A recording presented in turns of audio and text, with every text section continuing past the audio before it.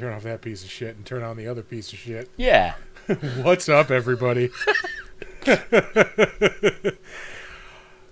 We're watching The Island of Dr. Moreau tonight, only because I'll admit I fucked up. You did. I did.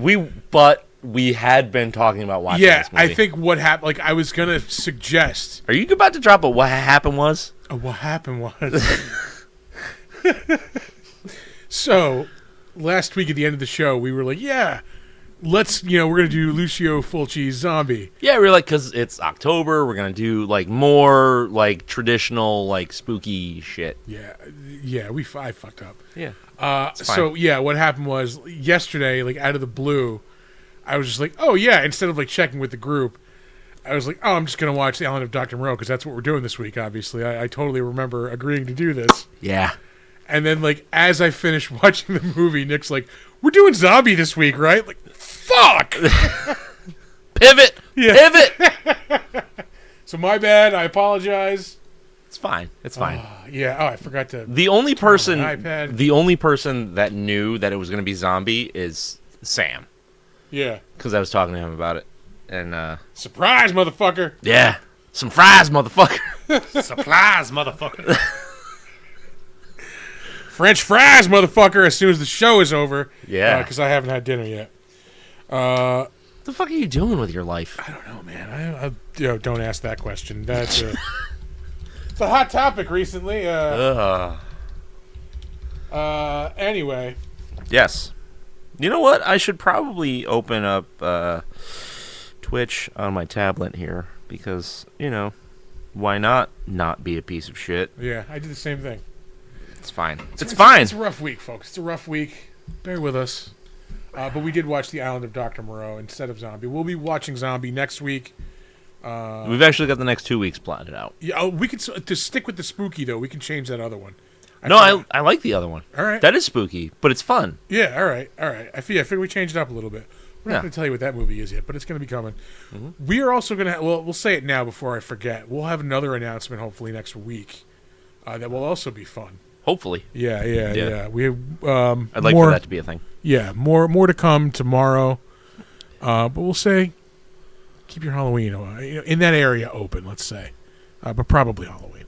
Hopefully, because I need to schedule my life. Yeah. I've had to switch some stuff around. Okay. Yeah. Okay. All right. Then we're Halloween is good, bud. Then we're doing it on Halloween. Yeah. I'm just hey, look, we got to be flexible. I know you're going with the flow.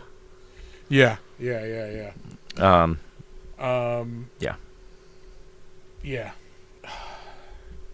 Cool. Anyway, Halloween. We are doing The Island of Dr. Moreau tonight. Yes. Yeah. I don't know. This movie gets shat upon. It does. Yeah. Because it's not great. It's not great. I don't. After watching it this time, though, it's been a long time since I watched this. I don't think it's as shit uponable as maybe has made up over the years. I mean, shit uponable is an interesting turn of phrase. Yeah. Yeah, it's not as bad as it has a reputation of being. It's still also not good. Yeah. Oh no. Yeah. It's by no means a good movie. But I don't think it's as big a mess as it's been made out to be. But don't get me wrong, it's a fucking mess. No, it's a mess. It's definitely a fucking mess. And there's a lot of reasons why it was a mess. But it even starts off a mess. Like it's like, what are these guys doing in this boat? Who are those? What are those uniforms? Like, what are you doing? Like, yeah, I mean, I guess it drops you in, but like, you don't need to know that for the purposes of the story, though. Like, it just starts off in conflict. Yeah. You don't know why, and like you're onto a new thing before you even remember. Like, oh, why was I? There are so many things that happen in this movie that you do not have time to process. Yeah. And it's problematic. Yeah. And I like the bones of this movie. Like, this had the chance to be one of the best sci-fi movies of the 90s. It really did. Yeah, oh no, for sure. It really did. It had potential. It fucking squandered every bit of it. See, there was a time I would say every bit I was entertained watching this. Again, I'm not going to say this was a good movie by any means, but I'm like, Yeah, but it wasn't as big of a turd as like I remember it being in my memory. but where this winds up being and where it had the potential to go Yeah. are drastically different. Yeah. What it could have been. It like, I don't know if this is in the trivia, but it suffers from a director switch. Midstream. And diva actors. Yeah. Like, what the fuck? Don't want to point anybody out specifically, but Val Kilmer is pretty. Brando too. Yeah, that's true. Yeah. We'll get into all that because I got a bunch of that in the trivia. All right, but it's just like the basics. Like you boil this down, and you've got this really cool concept of like, what is a man? What is God? What is an animal? Like how does it all blend together? Where does man wind up in the structure of the human condition? And it kind of just ditches that for like an action, and not even an action movie. It's not an action movie. It's not really a horror movie. It's a sci-fi movie, really. Yeah, it is sci-fi. It just it falls so short, and like I don't need a shoehorned romance plot in this movie. Like it was fine, and like I'm a fan of everybody that's in it. Like Fairuza Balk is awesome, but like she need to be in this. Like 90s Chris had a huge Fairuza Balk crush. Yeah. I mean, and it's not really a problem that she's in the movie because her character has an actual point. Like she's the closest thing to perfection that experiment has gotten to. Cool. Like, but they don't need to fall in love and all this shit. Like, brave of them actually is a brave choice to kill her in the fucking movie. Like, I actually appreciate that. Yeah. But like, there's just like so many things that happen. You're like, oh, that's interesting, and then they just walk away from it, and then it brings something else up, and you're like, oh, that's interesting, and they walk away from that. It's like, I guess, like this movie could have been a little longer. It's about an hour and a half, but like, hour 45, hour 50, I think you could have like really like delved into some more of the details of everything, and it would have been cool.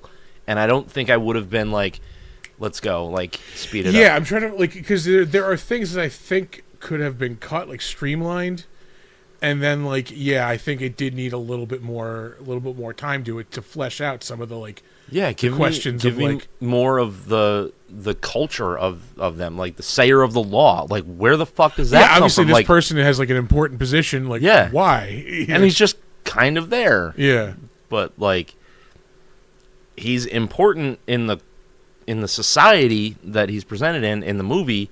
He's not that important in the movie. Yeah, which like they really fumbled too, because first of all, Ron fucking Perlman. All right, like, give the man some time to cook. But they could have done more with the science, like you get that lab scene toward the end of the movie where he's like, "Oh, they were going to use my DNA to stop your regression." Okay, like how? Like, give me a little bit more of that. Like, give me the science. Like, give me the science fiction, not just the conflict of man and animal. Yeah, I think this got a little bit too caught up in the spectacle of things and not enough into the like the details in the story. Yeah. Is it like there's a lot of like philosophy in this and like things that they could really, really like drag out and they just kind of gloss over. Yeah, you're right. What else is there to say about this? I mean, the effects are cool. I think the animal effects are cool. The CG that they used was not. That was definitely not like the leopard man running around. Like, and the little rat creatures. Yeah, that's right. The rat, like, dogs or whatever the fuck they were supposed to be. Yeah, whatever they were. Little rat pirates. Yeah. And like, why do we only see them for like 5 seconds and then never like that never gets referenced again. Because CG is expensive, my friend. But like, hey, somebody could say like, hey, remember that time we tried to make little rat men and they turned into these like, like, give us a little bit of explanation of where these things came from. Yeah, but they won't do that. I don't know. Like, it's just like there's so much wasted potential in this movie, and I think they knew exactly what they had, but all of the production problems just like stripped all the soul out of the fucking thing. Yeah, it is a genetic mutation on its own of film. Yeah. Ironically enough. Yeah. It's like I was more disappointed than anything watching it. Like, and there were cool scenes. Like, there was cool stuff. I love just like the broad strokes of this movie. Mm-hmm. I've never seen the 4 other iterations of this. I think it was an H.G. Wells story. I think so. Yeah. I've never seen any of the other like movie adaptations. I've never read the story, but like, it's gotta be a great story. Otherwise, they wouldn't keep trying to make it. They wouldn't keep trying. Yeah. And I think this was just the final nail in the coffin, because I don't think they've tried since. I think there's another one in the works. Is there? Yeah. Depending on who's attached to it, it might be awesome. It could be. I think it has to be like a mini series. Like, it can't be. I don't think it's a story that can be wrapped up in a 2-hour movie. No, because they keep trying. Yeah. And obviously, if they want to keep doing it again, there's something missing. Yeah, I think it needs to be like an HBO like limited series or something, like, something like Prestige, like that. Yeah, one of those like 6-episode fucking bangers. Yeah, I'm in. Like, no sequel, just boom, that's it, just the story. Yeah, no like season 2. Yeah. Like, don't break up the story. Add. Yeah, exactly. You can stretch it out, but don't get carried away with it. Yeah. Yeah, I mean, like, great cast, awesome story, shit execution. Yeah, really, it's got really the is. elements. I mean, like, it's a beautiful looking movie. I want to say Stan Winston creatures. Yeah, I think so. Yeah. Yeah. I mean, like, the location is amazing. You said the acting, fucking stacked. No. The actors, great. Yeah, the acting, not weird. I don't know how. Okay, follow this train of thought that I had while I was watching this. Like, you take Val Kilmer, right? Who, in what year did this come out? 96. 96. So, what? 3 years earlier was in Tombstone. I think that was 93. That was 90. Was 93 or 94? Either way. Yeah. But previous to this, right? Yeah. Arguably the most interesting character in one of the best westerns ever made. Yeah. Fucking wallpaper in this movie. Yeah, but I think at this point, though, like, going meta, I think Val Kilmer is, high in his own supply, so to speak. He was high in his own supply and going through like some personal shit, but like, yeah, go to work, dude. If I am not mistaken, wasn't that whole character just created for him because he couldn't figure out who the fuck he wanted to play in this movie? Mm-mm. Nope. I thought I'd heard that somewhere, like that Mitchell character. No, because they had other like actors lined up to maybe play that character too. Okay. Yeah. But no, I thought at one point he was supposed to be like the Thulis character. At one point, maybe he was even supposed to be Moreau. No, he wasn't going to be Moreau. I think he was supposed to be Douglas, and then they switched because Val Kilmer was going through a bunch of shit. Like this was like right after he found out through like a TV interview that he was getting divorced. Oh, Jesus. Yeah. Oh, man. Yeah, and this was like shortly after his Batman. Yeah, Batman and Robin is 97, so it was Batman Forever. Forever is 95, I think. Yeah. Yeah. So yeah, he's probably just fucking he's Val like, Kilmer it up in this movie. I'm Val Kilmer. Yeah. So I don't need that. I don't need that. He's Val basically Kilmer. He's residual Jim Morrison like right now. Like, yeah. Yeah. I want that Val Kilmer from Tombstone. I want that Val Kilmer from Real Genius, from fucking Heat, for God's sake. I'm your Huckleberry. Yeah. Wait, that's not the line though, is it? Didn't we recently discover that? It's a hucklebearer. Yeah. Huck Bear or whatever. Yeah. I really wish this was better. Like, I wanted it to be so I remember fucking being good. so psyched for this movie. Like when I saw the preview for it, like it fucking looked amazing. You know, Yeah. fucking animal men going crazy. Like Yeah. and like we don't get like animal men on a rampage. Like which You do in the last, like, 5 minutes of the movie, which is kind of all I wanted from it.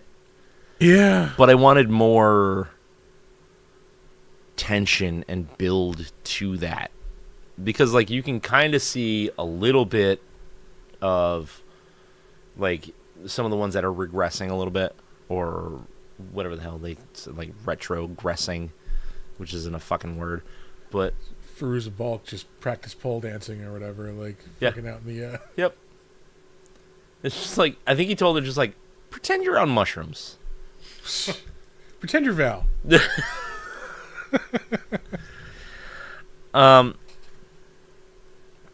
Yeah, I don't know, man. It's just a fucking disappointment. I was going somewhere. Where was I going? I got distracted by Firuza Balk. Same here, yeah. Whew. Anyway, yeah, it doesn't, Animal Men. Oh, that's right.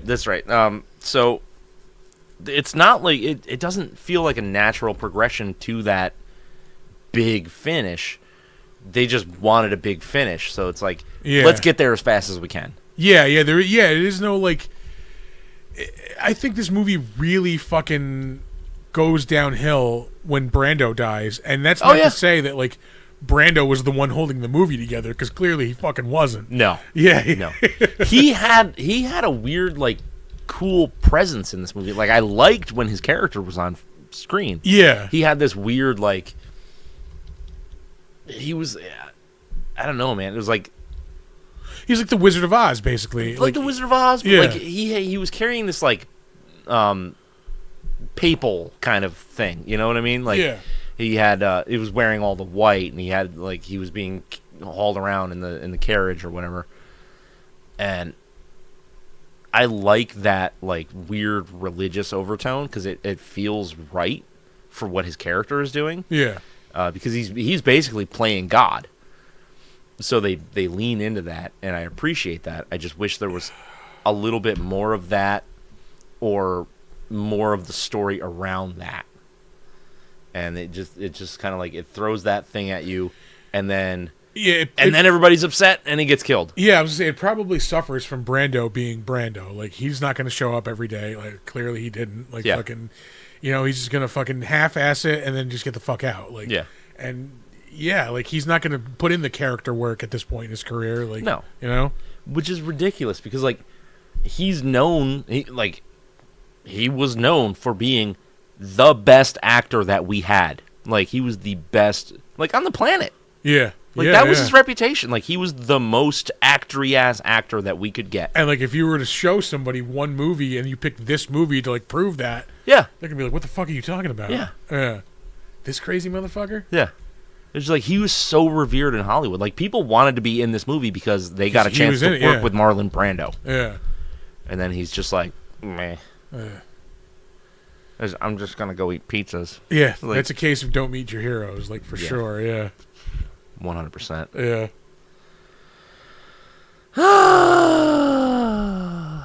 Yeah. All right, you ready to rate this thing? Yeah, let's do some ratings. Okay. I'll go first. I think it's right on the line. It's a 5. Yeah, no, I'm right there with you. Like I said, like, when I remember, like I said, when I first saw this, like, hating this fucking movie, like, that's like, knowing, like, at fucking 16 or 17, whenever I saw this, like, this is a piece of shit. And there's a lot of weird undertones that you might not pick up when you're younger. Yeah, So going, watching it now, I did appreciate more of, like, what they were going for, like, more of, like, this philosophical, like, storyline, which they threw away. Ooh, there we go. They were handed the fucking world with this movie. They just threw it in the toilet. Would I go above the line of rewatchability? You know what? I wouldn't complain if it was on. Exactly. Yeah. I would. I wouldn't sit down and like intentionally put this on. But if it was on TV, I'm like, oh fuck, I'll watch a couple minutes of this. Yeah. So I'm gonna go 5.25. Yeah. Because like normally I go 5 or 5.5. Like, yeah. So I want to put it slightly above the line of rewatchability. But not like a full like grading scale. Yeah, that's the thing. Like, I will watch this if somebody else has it on. Yeah. I'm not gonna put it on myself. And I wouldn't have a problem if it was on again. Like, I would just not pay too close of attention. Yeah, I'm not seeking it out. But if it's on, I'll check out a couple minutes. Yeah. All right. Are you ready for trivia? I just realized he's using a Famous Monsters magazine to... oh, is that what that was? Yeah, to pop out the key and catch it. Dope.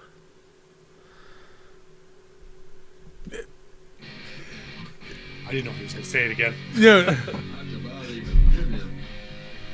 That would imply that, like, someone, either Val Kilmer or, like, any other human, like, besides from Dr. Moreau, would have had to have brought a copy of Famous Monsters with them to the island. It feels like that would have been Val Kilmer's character. Yeah. Because like, maybe he just got it for the monster, like, for his sons or something, like, here, you might like this. Kids like monsters. I doubt it. I don't know. I don't know. But somebody had to have brought that there. Like, yeah. Yeah. It was probably Val Kilmer's character. Yeah. All right. So the original director, Richard Stanley. That's a whole story in itself. Spent 4 years developing the project, only to be fired after 4 days. And then he went slightly insane. A little bit. Yeah. Yeah. He's actually in the background of a couple of scenes. Yeah. Yeah. That's my next trivia fact. According to rumor, which is pretty well substantiated, actually, after the studio fired Richard Stanley, he convinced the makeup crew to turn him into one of the background mutants so he could keep tabs on the making of his dream project.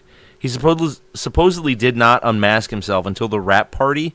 In his autobiography, Val Kilmer mentions Stanley would yell at him between takes in Dogman makeup, and Kilmer would recognize his voice but not place him among any of the extras. He's just standing out in the field, like, throwing his voice. Yeah. Like, to direct me, like, to shadow direct the movie. More emotion! Who said that? Yeah. 2 steps to the right. Woof. Marlon Brando wore a small radio receiver to help him remember his lines. Co-star David Thewlis claimed he'd be in the middle of a scene and suddenly he'd be picking up a police message, and Marlon would repeat, "There's a robbery at Woolworths." All right. Yeah, this is Brando at his, like, Just completely. just craziest. Just gone. He's a lunatic. Yeah. Like, he was a lunatic in the 70s. And this lunatic has been, like, living on his own island for, like, decades now at this point. Like, yeah. Much like the doctor in the movie. Yeah. Jesus Christ. David Thewlis has stated he would like to give a real account of the film's production, but fears that if he did, he would never work again.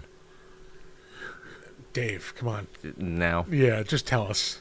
I mean, maybe before, like, the year 2000 and, like, fucking 4. Frankenheimer's dead. Yeah. Fucking Val Kilmer's certainly not going to tell anybody. He can't tell anybody anything. Yeah, exactly. Throat cancer. Yeah, sorry. That was a bad one, sorry. He's kind of an asshole anyway. Yeah. Val Kilmer described the shoot as crazy. Marlon Brando was still recovering from his daughter's suicide. The day production started, the French government set off an underwater atomic bomb near Tahiti, where Brando owned an atoll. Kilmer turned on the TV and learned that he was getting divorced. To 2 days later, the film studio fired director Richard Stanley due to their concerns over the film's direction. John Frankenheimer, who was hired to replace Stanley, clashed with Brando, Kilmer, and studio executives from the start about the film's direction. And I believe we have Drunk Frankenstein calling in again. Oh. Uh-oh. Is this Drunk Frankenstein? He hung up. Because he is, in fact, drunk. Frankenstein. And Frankenstein. Well, Drunk Frankenstein, if you call back in, I will try to answer it on time. Let's see. Actors playing Moreau's creations would spend hours in makeup only to find out that they weren't needed. At one point, I would be so pissed off. At one point, a day's filming was canceled when Marlon Brando and Val Kilmer each refused to come out of the trailer until the other did. Drunk Frankenstein. To accept, press 1. To send a voicemail. Did he call you collect? Frankenstein ain't got no cell phone. Frankenstein. Frankenstein, love you guys. We love you, Frankenstein. How much have you had to drink tonight? Pretty sure Frankenstein power plant with ethanol. Well, Frankenstein, what did you think of... Class it up. Call it Have Everclear. Beef with 80s sword and sandals movies. They all cheap out on budget and shoot in modern day. But how come Terminator get free pass?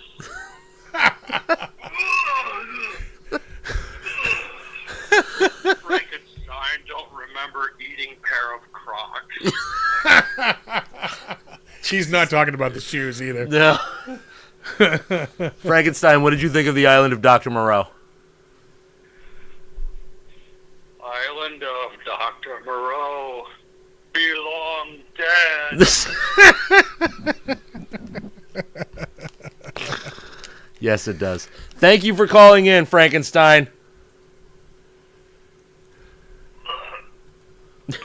Love show. Thank you, Frankenstein. We love you too. I don't know if it's the fusion powder talking, but I fucking love that. Oh, boy. Jesus Christ. Ron Perlman accepted his role so he could star with his idol, Marlon Brando. He was originally scheduled to shoot for 3 weeks and ended up staying for 4.5 months when several of Val Kilmer's original lines were given to his character. Oh, fuck. Can you imagine the torture of having to be, like, in makeup probably for a good portion of that 4.5 months? Oh, fuck yeah. In the middle of the fucking jungle every day. Like, yeah. Oh, that would be miserable. No, thank you. Yeah. The boat bringing the exotic animals to the set got caught in a hurricane. Richard Stanley stayed on the ship to ensure the animal's safety, and a restless puma urinated on him. Ah, it's probably that one in the beginning of the movie. Yeah. The one that was in the cage, yeah. Can you imagine, like, what smells like puma piss? Yeah. Oh, that's the director. Good. Good. Did somebody open a bottle of Tecate? That's panther piss. There's a difference, buddy. Oh. The first time I heard the expression, that smells like panther piss, yeah. I couldn't stop laughing for like a good 10 or 15 minutes. And for the rest of the day, I just found myself going, panther piss. Oh, man. Oh, Jesus Christ. Due to Marlon Brando's infamous large appetite and dislike of Val Kilmer on set, he would request and eat large amounts of cabbage an hour before the scene started and would silently fart on purpose numerous times to leave what he described as a foul stench that would annoy Kilmer. Oh. At the same time, I respect the fucking game. Yes. The pettiness of that, like, yeah. You know? That's so fucking My cooling hat's off to you, sir. The fucking ice bucket hat. His caloric inverter. Oh, Jesus. Yeah, it was really just his hotel ice bucket. Yeah. On his fucking head. Ah, Christ. The actors playing Dr. Moreau's children spent most of their downtime engaging in alcohol, sex, drugs, and general debauchery, and I'm fucking here for it. Yeah. Like that orgy scene around fucking Val Kilmer in the little chapel. You guys are a bunch of animals. Fuck, you know what I mean.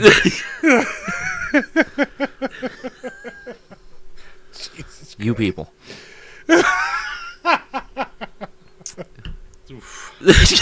Ooh. Fuck off. For a scene in which a dead beast woman gives birth to a mutant baby, Joey Orozco had sculpted a non-articulated silicone form. Just prior to shooting the scene, John Frankenheimer decided he wanted the woman to be alive and convulsing throughout.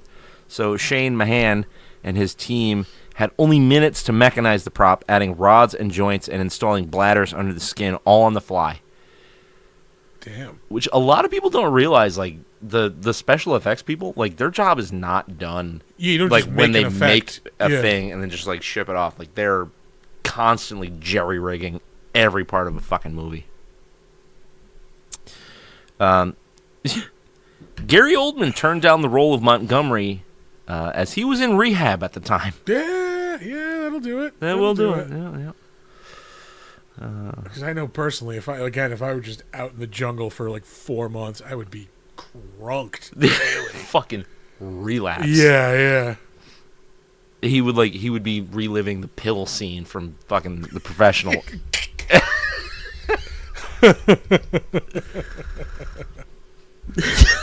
I love that fucking movie. It's so good. I love Mozart. Fucking Gary Oldman. Yeah. This is the man. All right, this is our last trivia fact for the evening here. The scene in which Dr. Moreau is killed and burned required a replica of Marlon Brando. When Brando didn't show up for his live casting session, Shane Mahan called on Dick Smith, who had made a life cast of the actor for The Godfather. Dick Smith.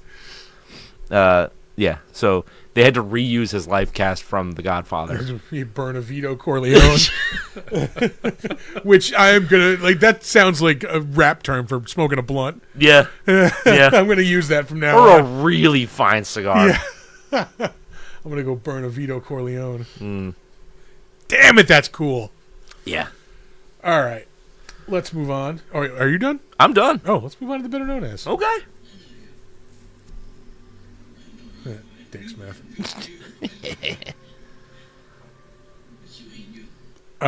We will start out as we always do. Well, not as we always do, because this movie has two directors, one credited and one uncredited. But we'll start off with John Frankenheimer. Sorry. Yeah. He's got a cool ass name. Yeah, Frankenheimer. This dude's directed some shit, man. He definitely a big name. The last two things that probably got him any kind of note were Reindeer Games with Ben Affleck in 2000 and Ronin in 98 with De Niro. That was a badass movie. I have not seen that in a very long time. Jesus Christ, I don't think I've seen that since it was new. Yeah. I had it on VHS. Did you? So yeah, I would watch it every now and again. But yeah, the car chases in that movie are like Yeah, next I level. remember like a lot of really good Yeah. vehicle shit. This was 96, The Island of Dr. Moreau. He directed an episode of Tales from the Crypt in 1992. Yeah. Maniac at Large. A mousy librarian overreacts to reports of a serial killer. I do not remember that. Blythe Danner was the star of that. I don't. Yeah, I don't remember that one. Once it starts getting into some of the later seasons, I have a hard time remembering. Yeah, there's somebody who was in episode in season 6 in a season 6 episode that I don't remember. Also, Yeah. We'll get to that though. Other than He directed Black Sunday in 1977, which is a good movie. It's about like a terrorist attack on the Super Bowl, featuring Robert Shaw. Oh shit. Yeah.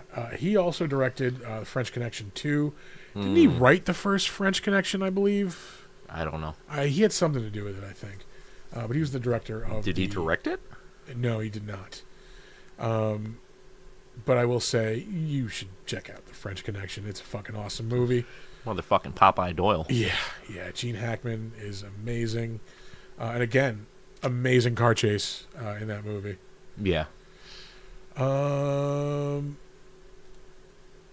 Let's see. He directed The Manchurian Candidate in 1962 with Frank Sinatra, I believe. That was remade in the late 90s, early 2000s with Denzel Washington. Yes. Birdman of Alcatraz, 62. Climax! He climaxed 26 times between 1955 and 1956.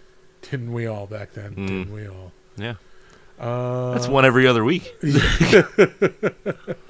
Moving on to the dude who got the boot, Richard Stanley.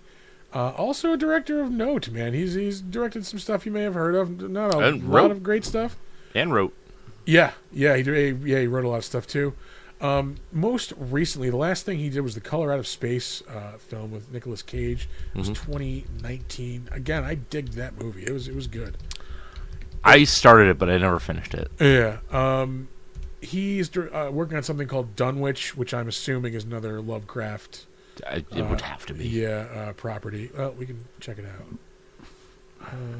Probably the Dunwich Horror. Yeah. Yeah. And the evil wizard Whately makes a deal with a malevolent deity. Yeah. Definitely Lovecraft. For sure. Okay. Mostly because H.P. Lovecraft had a writing credit on that. Oh, I didn't even know. Aside from that, boy, he directed Hardware in 1990, which was a Terminator ripoff. Oh, he did a Fields of the Nephilim music video. Oh, okay. There you go, 1993. Yeah. Goth music for the win. We're going to move on. Up next, David Thewlis was, what's his name, Douglas? Yeah. Yeah. Arthur Douglas? Sure. He's another dude who just like pops up in a lot of things. You've definitely seen him somewhere. Probably don't know his name. He recently played Hades on that series Chaos on Netflix. Heard that was good. Have not watched it. It does sound interesting. I don't know anything about it. It's about like modern day story with like Greek gods. Okay. Jeff Goldblum, I think, plays Zeus. Oh, weird. Let's see. Going back. Come on. There we go. Yeah, I mean, pretty much everybody has seen him in one set of movies. Yeah. Oh. We'll get there. Yeah. He is probably maybe most well known for his recent voice acting in Big Mouth and Human Resources, playing the Shame Wizard in both of those. It's right. He was Ares in Zack Snyder's Justice League, which was a thing. I will say it was way too long, way too boring, way too not good. Still better than the 2-hour movie that they made. Yeah. I would rather watch his version over the Whedon version. He was in a season of Fargo. That was 2017. He was like a slimy fucking underhanded fucking dude in that. That was pretty cool. Yeah. Did a version of Macbeth in 2015. Was a voice on an episode of The Family Guy. Yeah. That's the one. Yeah, that's right. I forgot about that. He is probably most well known as Remus Lupin from the fucking Harry Potter movies. Yeah. He was one of the professors in that. He's the werewolf dude. Yeah, that's why his name's Lupin. Yeah. He played Jennings in the Omen, the remake of the Omen in 2006. They changed his name. I just realized in the fucking 70s one, it's Haber Jennings. Because we had to read the book in high school, and we always referred to him as Lightsaber Jennings, and it pissed off our teacher. You make a movie in 2006. Do you think you want to use a character named Haben? Haber. Haber. Yeah, that's true. He was in Basic Instinct 2. I forgot that was a thing. Yeah. Kingdom of Heaven in 2005, which somehow made 7.3 on IMDb. Are you kidding me? Yeah, I gotta disagree with that one. That's like, about a 4. Yeah, that movie was boring as fuck. Yeah. I was really and not even excited. in the good, like, this is a dramatic, like, slow burn, kind of boring movie. No, it was just fucking boring. Yeah, I was excited for that. Like, fucking, you don't really get, like, movies set in the Crusades. Like, fucking war, a war movie. Like, let's do it. And it was a piece of shit. Yeah. Let's see. Oh, that's right. He was in The Big Lebowski. In 1998, he is one of Maud Lebowski's like artsy fartsy friends. Oh shit! Yeah. Let's see. That's right. He was in Dragonheart, also in 1996. I love that movie. He was the like poncy fucking bad guy in that, wasn't he? Yeah. Yeah. He was the one. He was the one that gets the fucking heart. Yeah, right. He gets the dragon heart. Yeah. He was in the adaptation of James and the Giant Peach in 1996. I think that was Tim Burton, if I'm not mistaken. Yes. Produced? Maybe directed. I think definitely produced. Yeah, I want to say directed. Let's see. Nope, Henry Selick. Yeah. But yeah, it looks Burton as fuck. Let's see. Back to David Thewlis. Total Eclipse. Was that the werewolf cop movie? Excuse me, what? No. Full Eclipse is the name of that one. Still writing it down. Yeah. It was like a 90s, I think it might have been an HBO original movie with Mario Van Peebles where he's like a werewolf cop. Yeah, it was not good. Oh, you remember Solo? Yeah. Remember Highlander 3? Oh, gross. Let's see. We went through these already. Yeah, David Thewlis is in a lot of shit. Or was at one point anyway. I think we're in his early career right now. Yep. Gonna move on. Up next, Marlon Brando. I mean, acting legend, so you probably know him just for, from being Marlon Brando. Yeah. And being a weird motherfucker. I mean, he was Don Vito Corleone. That's probably the biggest role of anybody's career. He was Jor-El in the good Superman movies, Superman 1 and 2. Mm-hmm. Oh, he was the voice in the Godfather video game, too. Oh, Jesus really? Christ. Yikes. That's right. He was in the movie The Score with, was it De Niro and, is DeVito in that one? Edward Norton. Which one was that? It's like a heist movie. Frank Oz directed it. What? Yeah. How many Muppets are in it? Surprisingly, 0. DeVito is not in this one. This is another heist movie. There were like 2 heist movies out at the same time. One of them was The Score, and DeVito, I want to say, was in the other one. Angela Bassett. All right, going back. Was Danny DeVito in that one with fucking Martin Lawrence? That is another. That's like what's the worst that could happen or something like that. Something. No, there was like another dramatic like heist movie like that. Yeah, okay. At the same time, I forget what it was. I want to see maybe John Leguizamo was in it. Yeah, I don't remember. Let's see. Back to Brando. He was in Don Juan DeMarco with Johnny Depp. It was 1994. Columbus: The Discovery, 1992. The Freshman in 1990. That was with Matthew Broderick and who's the other fucking person in that? Marlon I think it might Brando. have just been the two of them. Yeah, Bruno Kirby is third build. So, it's crazy between Apocalypse Now. yeah, in the 80s, he does 2 movies in all of the 80s. And then Yeah, one at the start, one at the end. yeah. But of course, 1979, probably his other most famous role, Apocalypse Now, Colonel Kurtz. Yeah. I don't know, like, was it Streetcar Named Desire? I think was the one that like really Yeah, launched that's the him. one. That's probably where I know, like, for me anyway, like that was one of those things I knew as a cultural reference only because of Bugs Bunny. Like from like Yeah. cartoons. Yeah. Yeah, like, you know, I think it was like in a Bugs Bunny or Looney Tunes cartoon, somebody screaming Stella or like shit like Simpsons. that. Yeah, that's right. That's what it was. The Simpsons. Yeah. Yeah. They did the A Streetcar music. Named Marge. Yeah. Yeah. Yep. And Flanders played that part. Yeah. Yeah.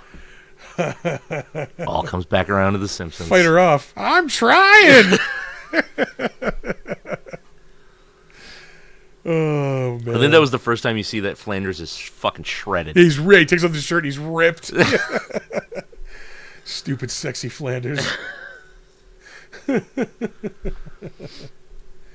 The Godfather Saga. I forgot that was a thing. Oh yeah, all of them in one. Yeah, edited together. They would play that like on Spike every now and again. Yeah, all day Yeah. because that's how long it takes. Yeah. Dude, that's like watching the fucking Lord of the Rings. Yeah. Last Tango in Paris, from the butter anal sex scene, of course.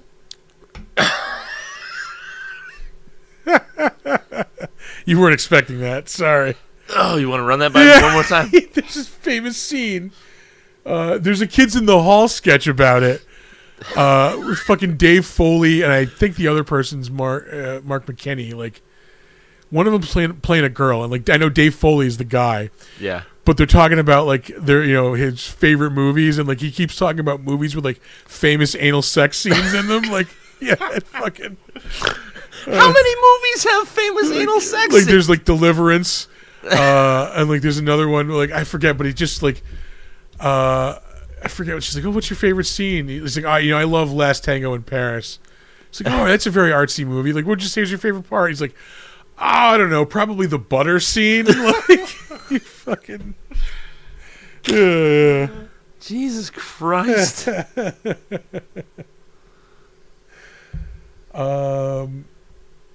Aside from Oh, that, shit. I mean, he was Mutiny on the Bounty. That was 1962. It's another one that that's pretty well known. Mhm. Pretty sure, like a lot of people had to watch that in school at some point. Yeah. Guys and Dolls, 1955. On the Waterfront, 1954. I definitely had to watch that in school. Yeah. Oh, the Wild One for sure. The Wild One, Julius Caesar. Yeah, Streetcar Named Desire, 1951. Up next, Val Kilmer. Talk about a fucking hit and miss career. Yeah, he's in some solid movies and he's in some shit. He is just a weird dude in general. Yeah. But I mean, like, he is in some great fucking movies. Even Top Gun Maverick is a fucking good movie. Oh, he was in it? Yeah, he plays Iceman. Yeah. Does he not have dialogue? No, he's retired. Like, he's got throat cancer, obviously. Yeah, well, that's what I'm saying. I want to say like he speaks like a he types what he speaks, if I remember correctly. Like, Jesus Christ. yeah. He was in Jay and Silent Bob reboot in 2019.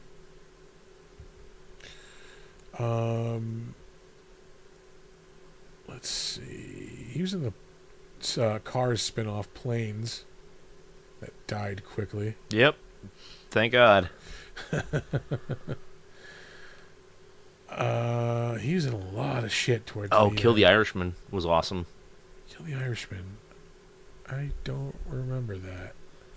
Oh, dude, you gotta see that. Ray Stevenson, Christopher Walken, Vincent D'Onofrio. All right. Yeah. For sure, watch that fucking movie. All right, that sounds pretty good. Tough Irish thug working for mobsters in Cleveland in the 70s. Yeah. Sign me the fuck up. Why did we go all the way the hell down here? I don't know. Jesus But Christ. I mean, you're in 2009, yeah, so there's like, not going to be any. this is like I don't want to sell him short. he sold himself short. All right, fine. Jesus Christ. Besides, I caught up to where I was. Yeah. He's in the MacGruber movie in 2010. Oh, whoop-de fucking do. I heard that's a hilarious movie. I can't bring myself to watch it. Like, Can't do it. Cannot do it. Bad Lieutenant, Port of Call, New Orleans, 2009. I forgot about this. He was the voice of Kit in the Knight Rider reboot in the late aughts is what I'm trying to say. Jesus. Oh, I do remember that. Yeah.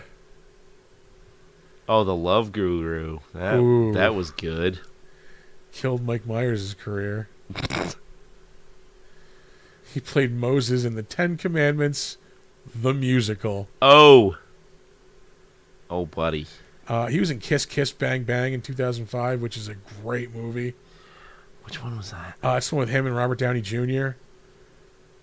It's like a detective movie. Oh, yes. Yes, Yeah, it yes, is yes. a really good movie.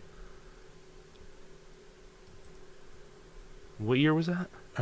2005, I think. Oh, that was when Robert Downey Jr. was making like fucking bangers. But, Yeah, like, when he was, nobody, like, nobody watched them. Yeah, he was trying to pull his career out of the toilet. Yeah, yeah, because that's around the time he did. Fuck.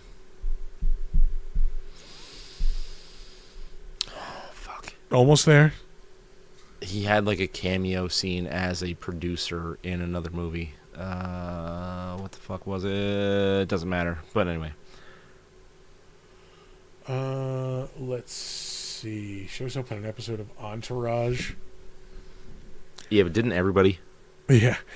He's in the movie Wonderland in 2003, which is kind of a Boogie Nights knockoff. But it's about the Wonderland murder. That one's the actual story. Yeah, It's yeah. not, like, But I'm saying that wouldn't exist if Boogie Nights didn't. probably not. Yeah, but yeah. Because Boogie Nights was like the funny version of. Yeah. And like, not to say that Boogie Nights is a funny movie, but it is at certain parts. Compared to the Wonderland murder, it's a fucking lighthearted romp. Yeah. Yeah. Bunch of people got beat to death with pipes. Fucking yeah. Yep. He was in the movie Red Planet in 2000. I remember Wasn't that wanting terrible? To like that. Yeah, I remember wanting to like it and then not. Oh, Pollock. Great. Yeah, the Pollock, that was 2000, the movie about Jackson Pollock. I hate Jackson Pollock. He's a bunch of... There's a theory that Jackson Pollock's paintings got popular because it was a CIA like front. Really? Yeah, because it was in the 60s. So Russia was beating us in everything, especially the art scene. Yeah. So they were like, let's just put a bunch of money into this guy and we'll be the best. Yeah, make him popular. Yeah. Go America. Yep. Which makes total sense because his paintings are bullshit. It's literally just flecks of paint. Yeah.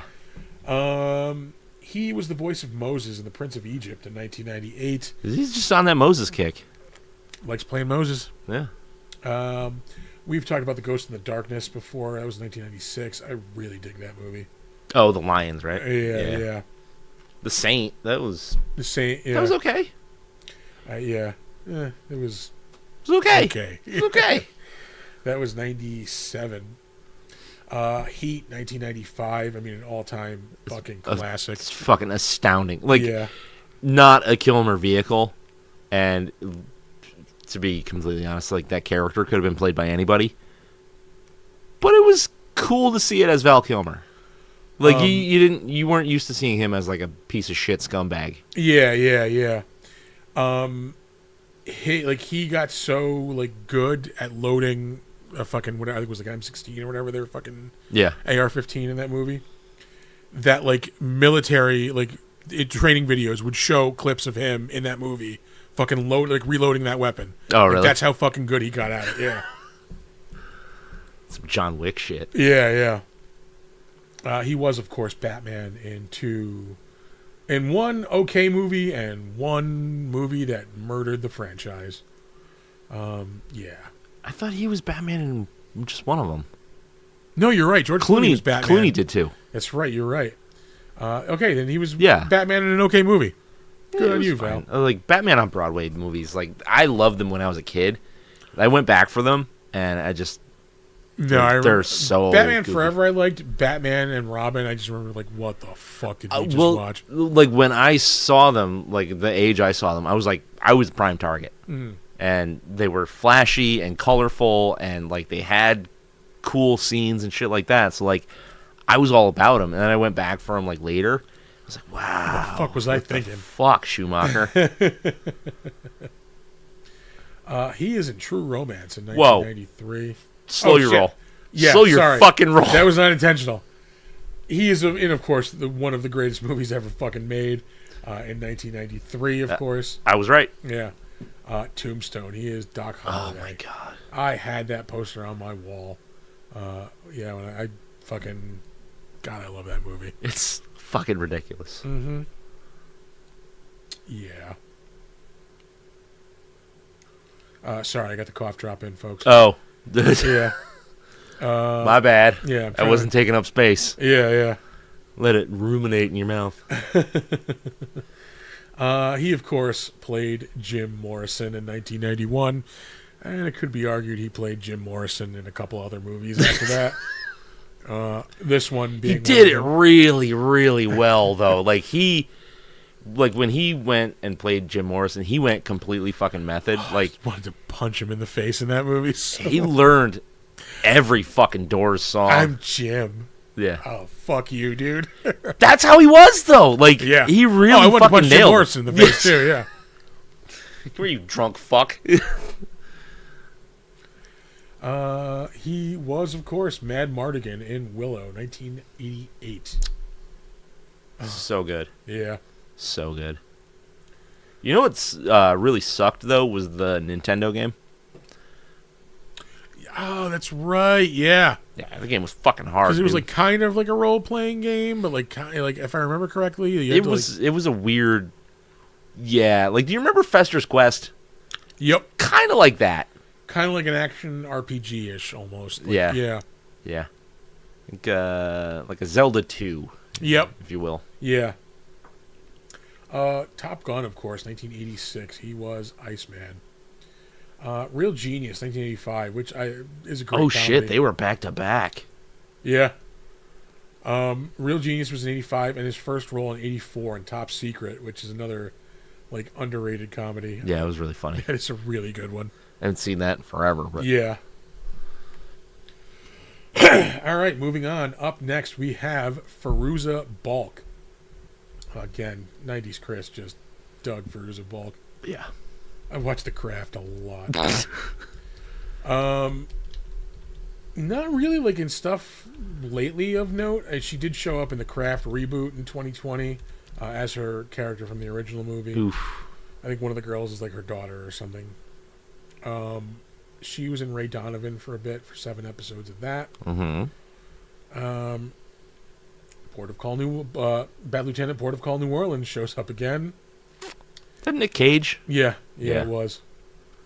She was in an episode of Masters of Horror in Oh, 2006. shit. Who directed that one? Let's take a look. Season 1. It's got to be a biggie. Larry Cohen. God damn. Yeah, written by Mick Garris. Oh, sweet. Let's see. She was in 2 episodes of the Justice League. She's a voice in Grand Theft Auto Vice City. She was in Deuces Wild in 2002 with is it fucking Steven Dorff. Ugh. It's in the 50s, like, doo-wop gangsters movie. Ugh. She's an Almost Famous. Fucking Steven Dorff. No, wait, not Steven Dorff. Hold on. It's not Steven Dorff. It's the other guy who looks like him. No, it is Steven Dorff. Yeah. Yeah, all right. Never mind. I was right. Remember Dorff on Sports? Dorff on golf. For you people who are not old. Yeah. Dorf was It was Tim Conway. Okay. on his knees, pretending to be a midget, doing sports for the laughs. Yeah. I only know that because in 7th grade, our science teacher showed us like a Dorf on golf video, Oh, really? like to teach physics or something. I remember watching. I think he just liked golf and wanted to show something with golf in it. Because they would have commercials for the VHS tapes to order. Mm-hmm. But then I also remember seeing them in Woolworths. I was a kid. It was Ray. It was not Ray. Yeah, Ray Stevens, the guy who sang The Streak. Yeah. You can only get those videos. Like, yeah. You get to call away from. Oh man. Fuck! It feels so bad to be able to say like, "Oh, I saw that in Woolworths." Yeah. You know what? I bought the original Castlevania in Woolworth when I was a kid. Did you? My grandmother bought it for me. It was $20. What? Yeah. That's Jesus Christ. Yeah. She was the love interest in The Waterboy in 1998. Your grandmother? Yeah, she was. She had a hell of an acting career. No, Fairuza Balk. Yeah. Vicky Valancourt. Yeah. She showed me her boobies. American History X. Yeah, I went over that. Sorry. Yeah, that is a really good movie. Yeah. Yeah, that was 1998. Very heavy movie. So fucking heavy. Yeah. That movie's almost, over 25 years old, almost 30 years old. Oof. That feels gross. Yeah, doesn't it? Mm-hmm. And of course, we mentioned The Craft earlier, 1996. Yeah. Oh, this was after The Craft. God damn. Yeah. This is the only. That was one of the main reasons I saw this movie. Oh, really? Yeah. She's in Things to Do in Denver When You're Dead. That was 1995. That was Andy Garcia, like another gangster movie. That was really good. Mm-hmm. All right, hold on. I'm going to put this cough drop out of its misery. Oh, no, wait. There's like one more thing she was in that's notable. She was Dorothy in Return to Oz in 1985. Oh, Jesus. Which is a nightmare of a fucking It's movie. so fucking scary. Mm-hmm. Like, unintentionally scary. Up next, Tamura Morrison. He is most well known as both Django and Boba Fett in the Star Wars movies. Oh, shit. And the TV shows, of course. Uh-huh. He is also Aquaman's dad in the DC, the now defunct DC Universe movies.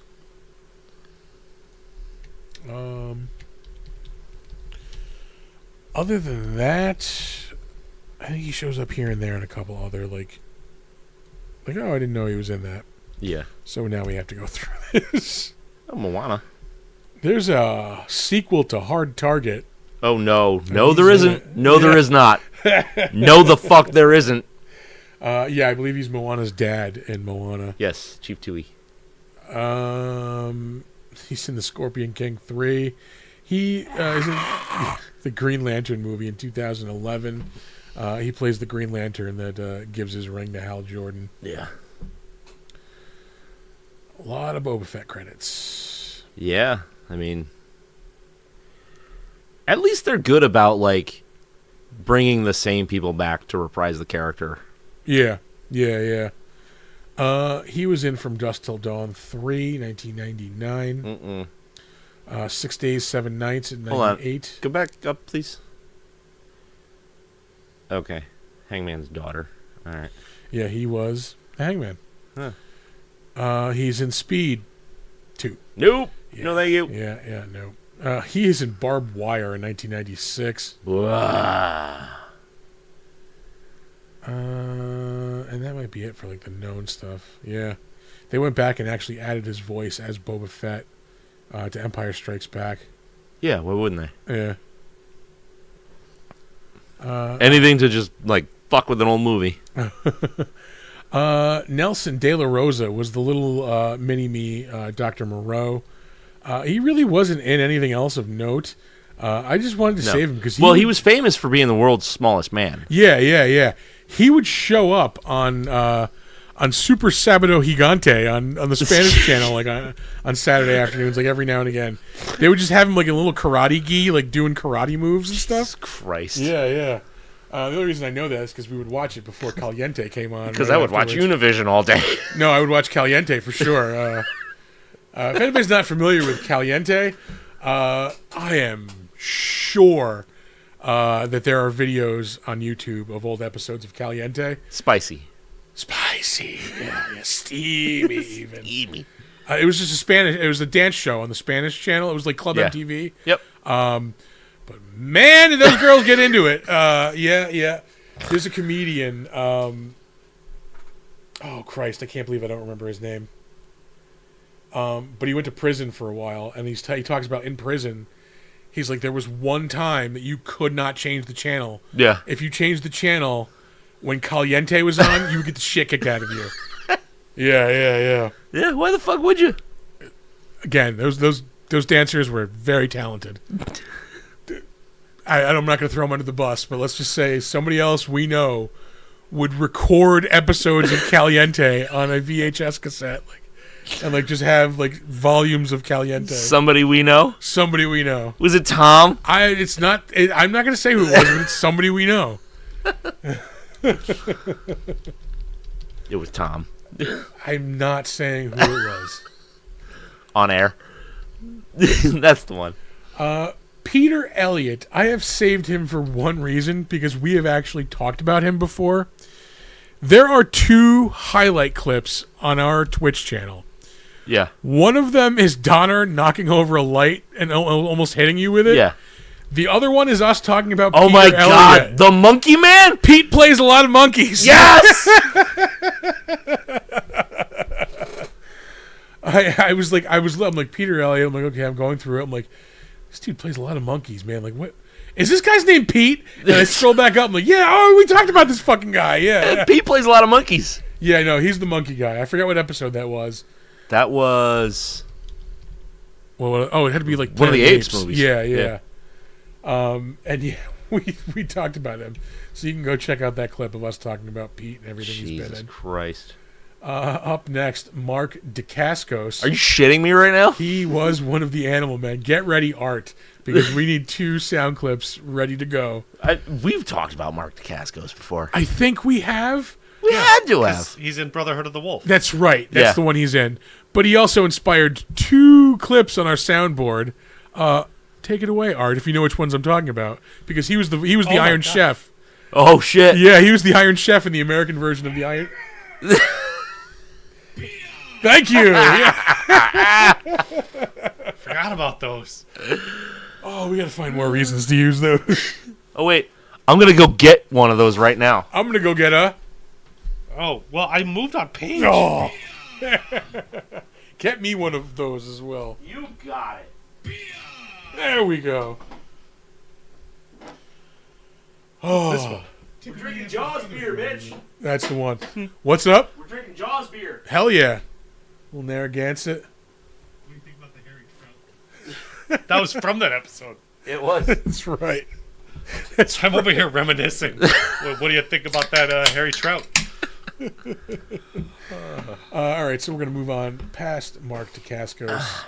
But I mean, he's an action star. Oh, we love him. He's great. Yeah, we just love the Iron Chef clips.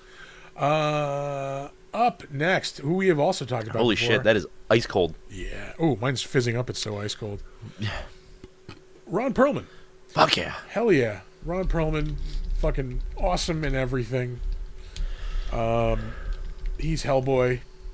You know, we've talked about him there. We talked about him in Pacific Rim. He's awesome. We love him. Yeah. Sam. For real. Book Ron Perlman. Get Ron Perlman. Yeah. Book Ron Perlman. Neil Young was in this movie. No, not that one. Not the singer Neil Young, just some Yeah. dude named Neil Young. I just wanted to make that joke. He wasn't in anything of note. Last up, What the fuck? William Hootkins is in this I movie. love him. He's Porkins in fucking Star Wars. Porkins? You named the fat guy Porkins? So there's 2 Star Wars characters in this. Yeah. Yeah, Porkins and Boba Fett. He was also in Raiders of the Lost Ark. He is Lieutenant Eckhart in Batman. That scene Holy shit. traumatized the shit out of me. Yeah? Eckhart, think about the future. And he sticks the pen in his throat. Oh. Ooh. But yeah, no. Porkins. Oh, shit. He's done a bunch of other stuff. He was a voice in the Justice League cartoon. He was a voice in Evil Dead: A Fistful of Boomstick, the video game. Oof.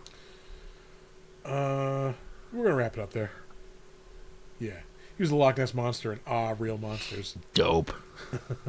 That'll do it for the better known as Onto the Crapshoot. No Murder, She Wrote. That's the first. No Murder, She Wrote, but also no Frank Welker. Oh no, that's right. I'm sorry, I forgot. He was one of the voices. Oh shit. He was the voice of Assassimon. The Frank Welker guys pointed that out on Instagram earlier today. Yeah, I saw that. Guys. Yeah. Yeah, I saw that, and then I didn't see him in the list. Because he's not in the top. I only go from the top people here, the top cast, Oh. to one of the time-saving measures that we employ. All right. So Frank Welker was in it. Yeah. No, shout out to the Frank Welker Wonder Hour guys for pointing that out to us. It's been a while. Yeah. Miss those sons of bitches. Absolutely. Yeah, it was a week. I still got some shit in, though. Yeah. Saw the new Joker. Definitely not as good as the first Joker, but I enjoyed the fucking shit out of it. I thought it was a good movie. My buddy told me he hated it. I can see why people hate it, 100%. Yeah. But he knew it was like a musical going in It and all is, that shit. But yeah, like, 100% a fuck you to all of, like, the bro fanboys who, like, dig the Joker. Like, yeah. You know, the first movie and just the character of the Joker. Yeah. Like the guys that get the fucking Joker smile tattooed here. It is 100% a fuck you to those guys. Because, like, I'm trying not to get too spoilery with it. Yeah. It really, like, you know, the first movie, like, idolized the Joker, and this one, like, cuts the fucking legs out of the idol. Yeah. So I can see why people don't like it. Well, the first one, I shamefully still haven't seen the first one. I was almost going to suggest maybe we do it as, like, you know, because he is a monster, fucking. Yeah. But, like, the thing was, it's just kind of to humanize the character for once, right? Like make him a flawed man instead of a maniacal fucking weirdo. Yes, it is a character study. It is a character study of, like, It's like mental illness. Yeah, of the person who would put on the makeup. And I think because, like, with the first movie, you're working under so many assumptions of, like, what this person is going to become. Mm-hmm. And then, like, the second movie kind of takes it away from you. Yeah. So I think that's why people are pissed off. If you can separate that, like, you know, the character, the Joker, you know, and just separate this movie, just having it stand on its own as a movie, as a piece of film, Yeah. I think you can enjoy it a lot more because it continues that character study of the first movie of, like, this mentally ill person wouldn't become this huge fucking mastermind because he's fucking crazy. Yeah. Like, he is just a nobody who, like, found a crack in the system and got a bunch of notoriety because of it, because he did something so extreme. Yeah. They're, like, the first movie ends in this moment of such fucking shock and, like, just, like, because you know something is coming in the final scene. You don't know what it is. Yeah. And you're wrestling with, like, I know when I was watching it, like, okay, you know, the Joker's on a talk show, I'm thinking, like, it's going to be like the Dark Knight, you know, Returns.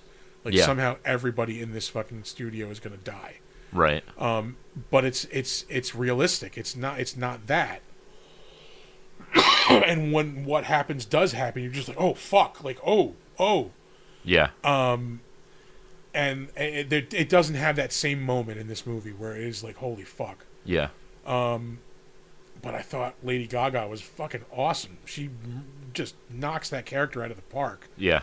Of, like, someone who is also crazy. Like, again, it cuts out the heart of this, like, oh, you know, this they're not this couple that like people idolize, which they shouldn't be. No, they're abusive. Yeah, Like it's a realistic version of what these two mentally ill people Yeah. would be if they got together. yeah, they're not cookie. Yeah. Yeah.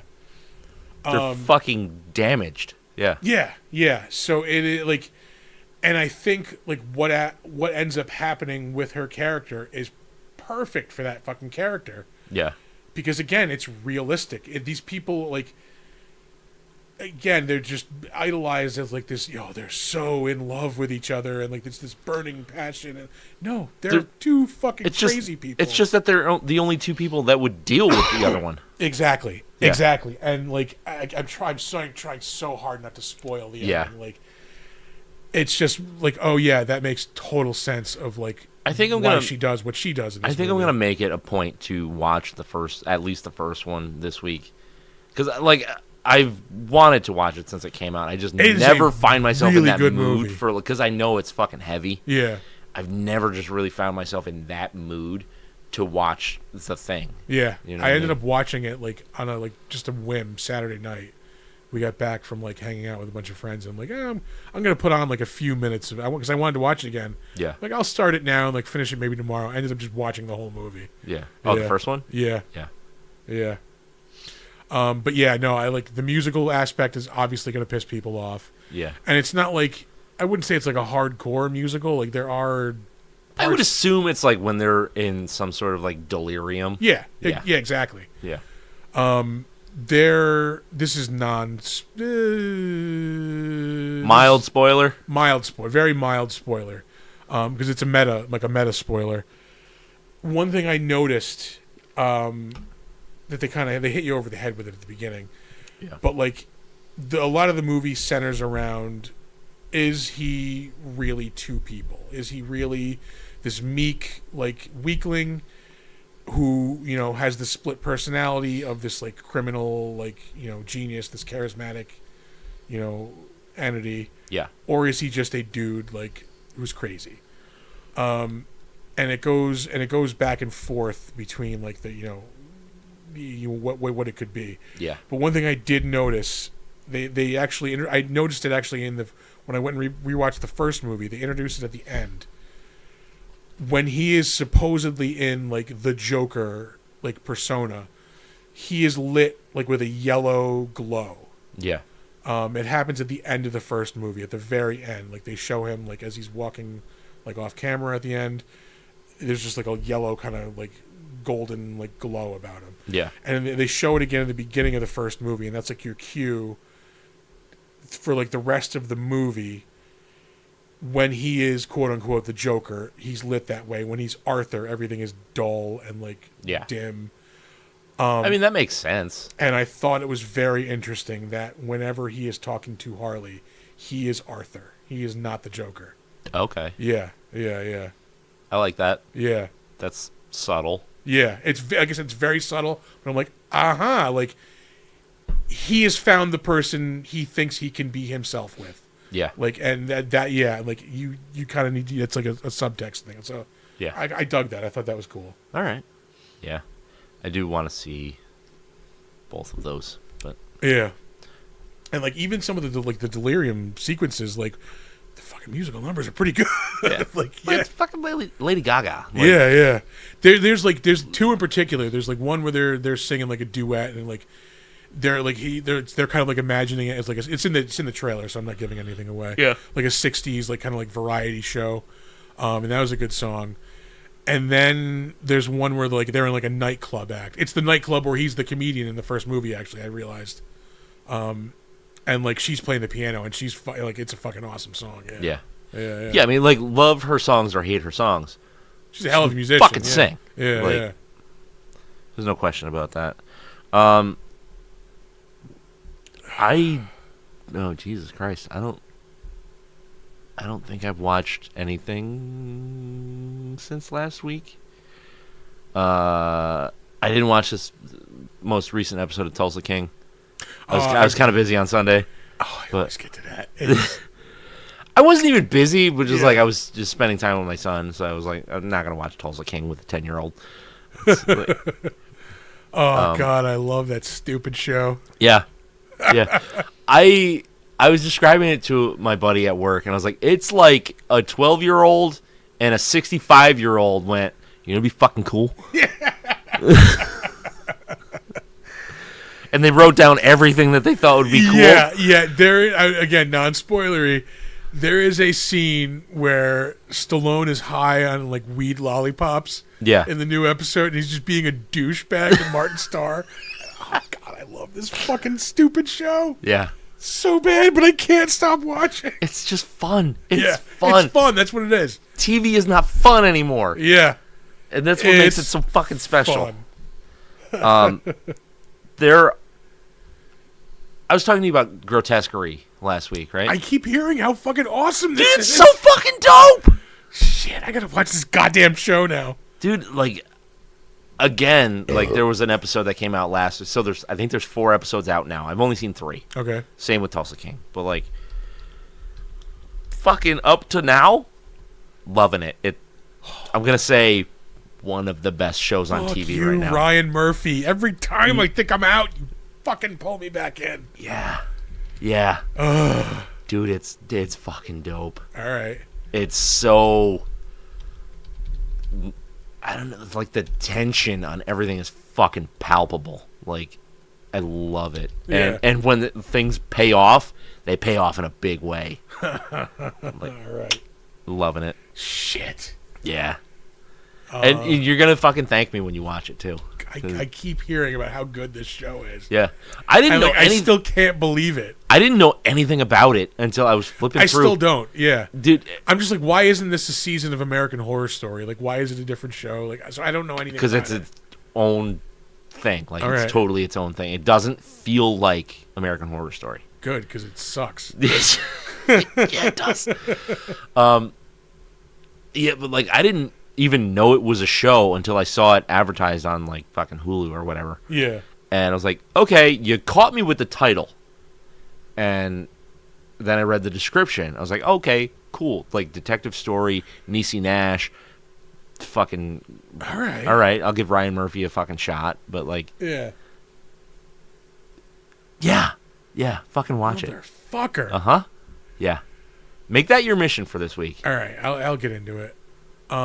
Speaking of other shows I am hooked on, I watched season 3, episode 3 of The Penguin yesterday. That Yeah. show is perfection. Gotham Sopranos. Yeah. I know it's supposed to be a limited series. You guys need to make more. I don't even need more Batman. Fucking and like, make more Penguin. Like, I want more of this. Like, I don't even need specifically more Penguin. I need more of like this. the Gotham like crime world. Like, Yeah. yeah. Because it's so fucking rich. Like, Yeah. they spent 70 years building what Gotham is. Yeah. And you're going to focus on Batman and the Joker. Are you fucking kidding me? I never want to see Batman in this fucking show. No, not Shadow. Or just like, holy... People like, talking about him. yeah, like there's something like they're waiting to happen, and like the next scene, like, fuck, like the Batman showed up. Like, yeah. I do not need Batman in this. Yeah. I abso-fucking-lutely do not need the Joker in this. Yeah, no. Like, I want more... stay away. Colin Farrell and Kristen Milioti, like, they are fucking yeah. amazing in this Yeah, show. I need street-level shit. That's Yeah. why Daredevil was so fucking good. Yeah, I am so hyped for Born Again. Like, I know they're gonna nail it just because of how long they've been like working it and reworking it. Like, Is this like another show, like a Yeah. limited series? it's gonna be like it's long. It's like 15 or 16 episodes. I Oh think. fuck yeah! Yeah. But yeah, no, I am. You like seriously, guys, you cannot limit this to one season. It is so rich for storytelling and Yeah. like. Well, the problem is like, it's Colin Farrell money. Yeah, they're not. I mean, like they can't have Colin Farrell on a TV show. You can't tie him up. Yeah. Like he's got to do movies and shit. Like, even though he doesn't seem to be doing a lot of like huge budget shit anymore. Like, the independent stuff that he does is really good. Yeah, he literally went from being like a joke to being like a fucking serious actor in like a lot of good movies. Well, yeah, because look at what he was in Daredevil. Daredevil, yeah. Was fucking terrible. To, I want to say he did In Bruges, shortly thereafter. And then that's when he did like the turnaround. Like In Bruges was like, well, wait a minute, this guy is actually good. Like, Yeah, he can do shit. And that movie fucking rules. That is a really good movie. Yeah. Oh man, yeah. Let's see. Started Narragansett. reading my next. It is really good beer. Started reading my next comedy book. Really digging that. Yeah. It's Comedy on the Edge. It's called. It's just about like comedy in the '70s. So like the. Where they were like dangerous. Yeah. So far, I think it's going to be like one chapter dedicated to like a certain comedian. Yeah. So like I'm on the Carlin chapter right now, which is it's amazingly good. Yeah. There's a lot of stuff I did not know about George Carlin in there. It's really, really good. You ever read any of his books? Yeah. Oh yeah. I read Brain Droppings. That might be the only one. But Oh. yeah, I remember. Oh reading no, that. his autobiography is really good. Really? Yeah. Last Words. Fuck. No, Yeah. That's on the goddamn list. I have it. I can let you borrow it. All right. Cool. Yeah.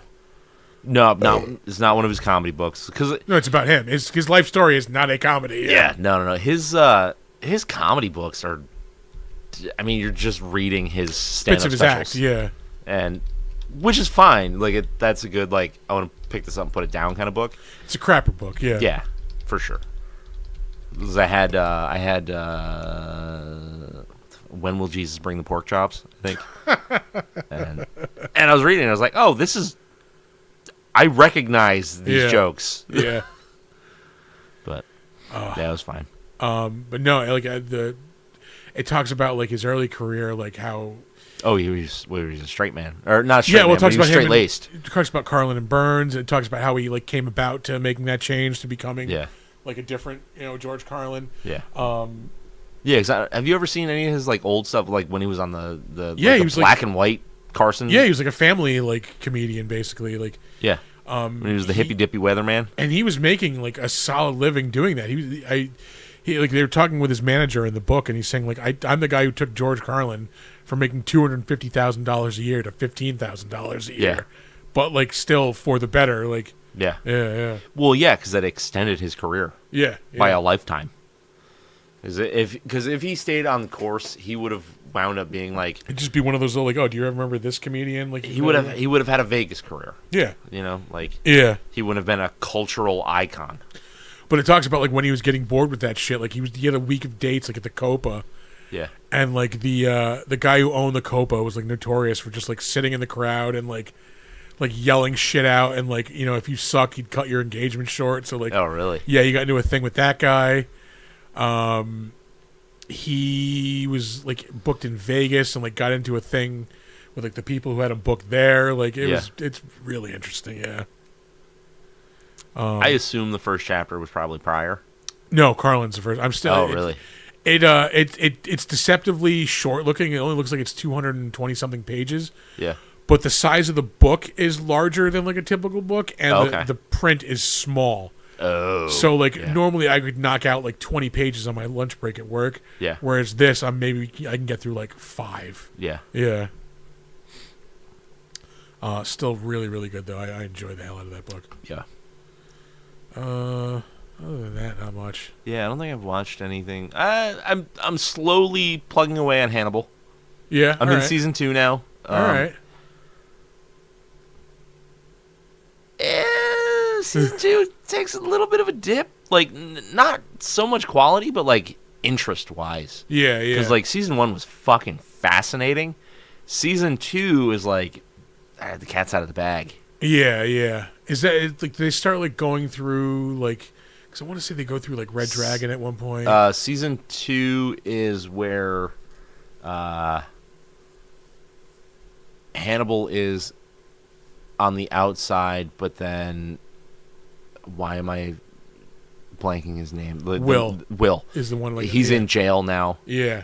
They think he's a killer, right? Yeah, they think he was the one. He was the copycat. And you're seeing all this stuff that like Hannibal had set up.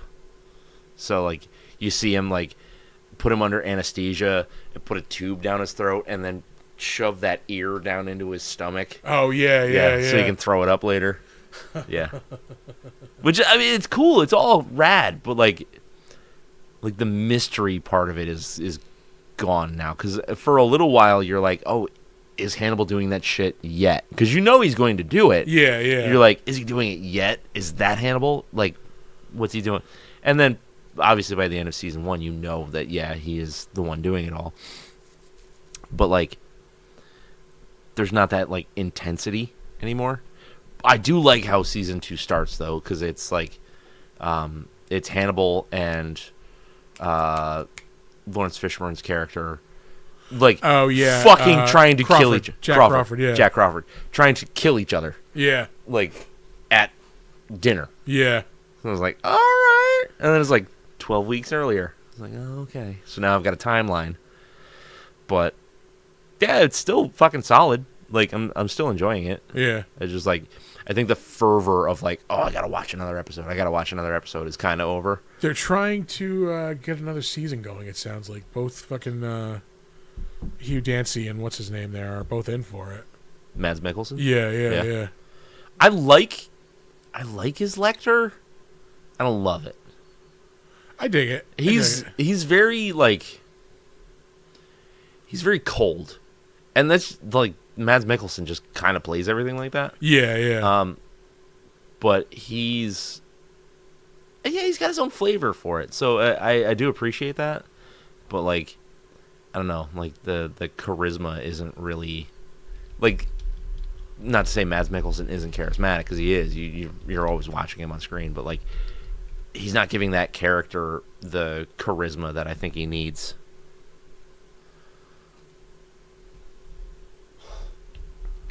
I never watched Bates Motel. I didn't either, but I heard it was decent. Yeah. Yeah. Anything else? Probably not. Yeah, we've been talking a while. Have we? Oh yeah. It's about 40, yeah. Hour and a half, yeah. Yeah, I think I'm tapped out on media. Yeah. Yeah, I'm definitely gonna make a point to watch the Joker this week. I promise to watch the Joker if you promise to watch Grotesquerie. Fuck. Yeah. All right. Yeah. I should be able to. It's a relatively slow week. Got the defenestration hour this week. We're doing the Expendables Friday night. Oh, nice. Yeah. All the fucking Stallone you can handle this week, huh? Oh God, I love Tulsa King. I cannot believe I cannot convince Tom to watch that show. Are you shitting me? It'd be right up his fucking alley. Exactly. He's just contrarian. Like, if you tell him he's gonna like something, he intentionally won't watch it. Like, but like, I keep trying to like, dude, you are going to love this. Yeah. Like, yeah. Like, if you love, I don't have time to watch a bad. You don't have time to watch bad stuff. Like, dude, you can watch. Like, you are going to love it. Like, what's he doing with his day? I mean, he's not busy, but he watches a lot of bad stuff. Like, yeah. Fucking yeah. Yeah. You're like, oh, all 24 hours are taken up. Yeah. No, you can spare an hour. Just from the amount of times we've watched Cobra. Like, I know you're going to love this movie. There's nothing in it that he wouldn't love. Yeah. Horrible Stallone acting. Yeah. Weed. Mafia drama. Yeah. Ridiculous, over-the-top bullshit. Yeah. Oh, God. This show is so good. It's perfect. It is the perfect dipshit TV. Yeah. Like, yeah, because like you said, it's just I can put this on.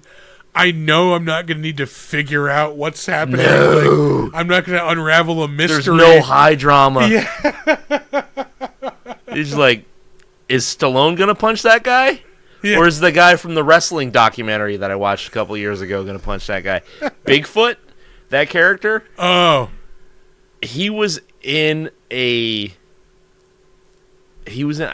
was it Netflix documentary called The Wrestlers or whatever about OVW? It's Not familiar.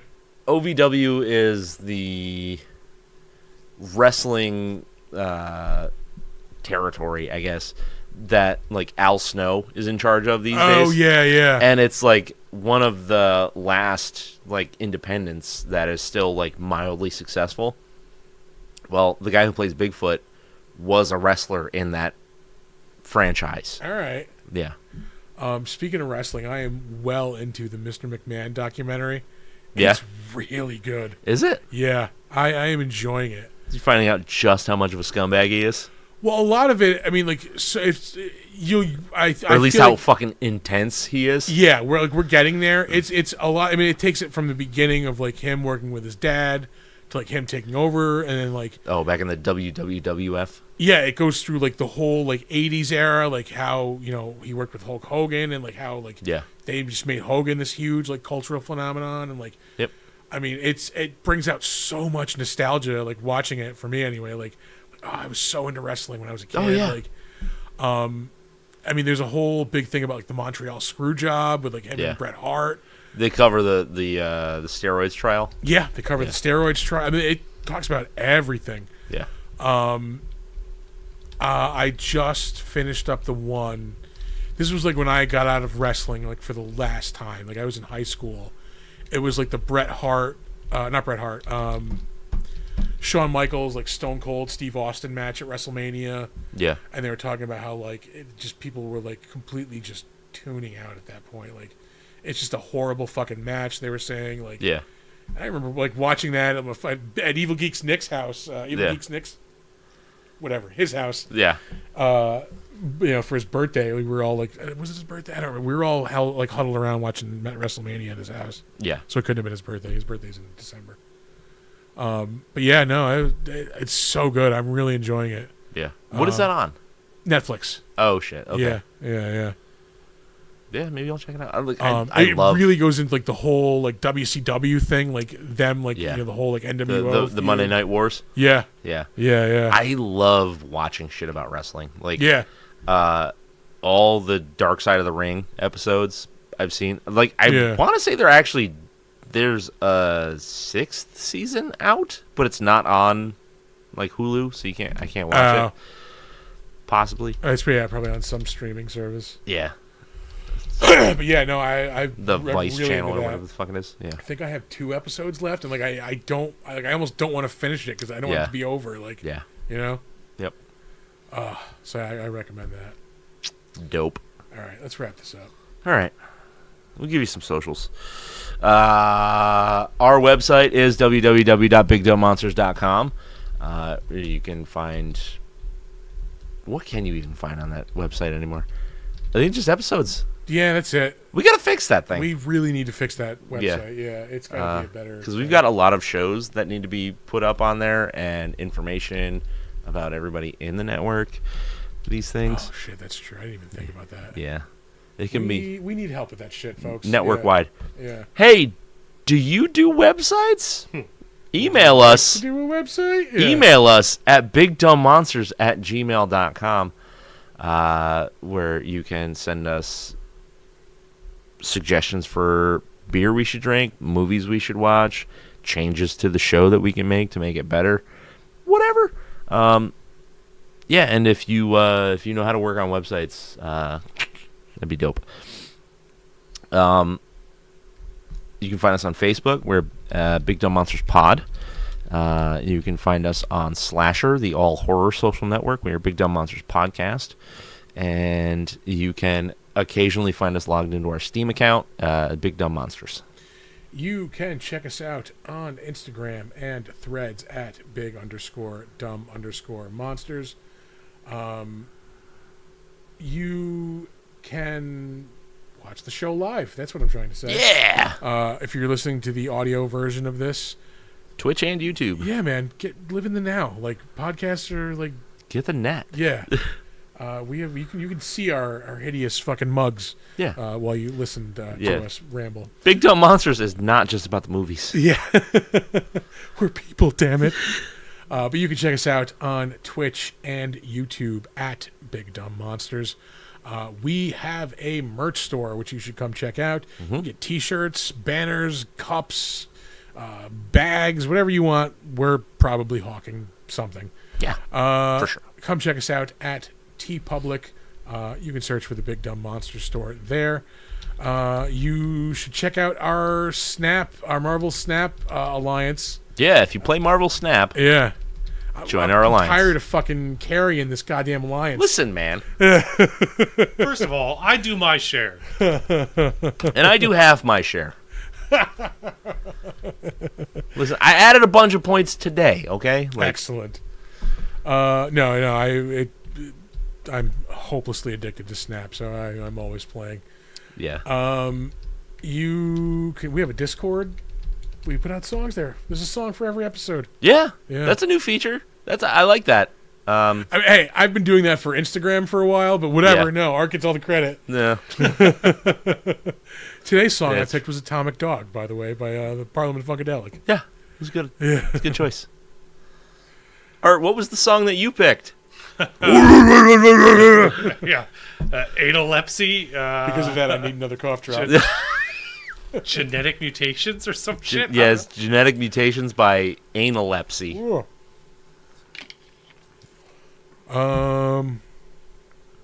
Yeah, that might be it for the plugs. We're some busy motherfuckers. Wednesday, Fighting with Friends is back. You can check that out on our channel. Yep. And then Friday we will be back with the Defenestration Hour. I mentioned we're doing the Expendables. I cannot wait to talk about that movie. I was so excited for that movie when it first came out. Yeah. And I was like actually not let down by it. I was Yeah. so fucking happy that I went and saw it. Tom and I and his wife went to saw that the night it came. Went and see that the night it came out. Yeah, I remember us being like, just like thrilled with it. I'm Yeah. just elated. Like my childhood is complete. Yeah. And then they made 2 and 3 and 4, and it's like 4 is really bad. 2 was okay. Yeah. 3 Was not good. Not good. And then 4 is like offensively bad. Yeah. Well, yeah, because like they're running out of people to put in those movies. Mm-hmm. Yeah. Yeah. It's like the thrill, as B.B. King once said, the thrill is gone, It's babe. gone, baby. And like we said, we should have an announcement in the near future about something fun. Fingers crossed. Oh, you want to watch Fire in the Sky? Just for one scene? Yeah. No. No? You don't want to be traumatized before you go to bed? The abduction scene in A Fire in the Sky is the most hideous fucking shit you'll ever see in your life. You will be, if you're not afraid of being abducted by aliens, you will be. Yeah. It like, how do I put this delicately? You will be afraid of aliens, as you will be of dropping the soap in a prison shower. Like, yeah, let's leave it at that. Yeah, it's equally as traumatizing. Yeah. So yeah, All right, check that out. so we'll give you some words of wisdom and then let you carry on with your evening. Don't let ghoulies eat your ass. And never sleep in a deathbed. Bye-bye.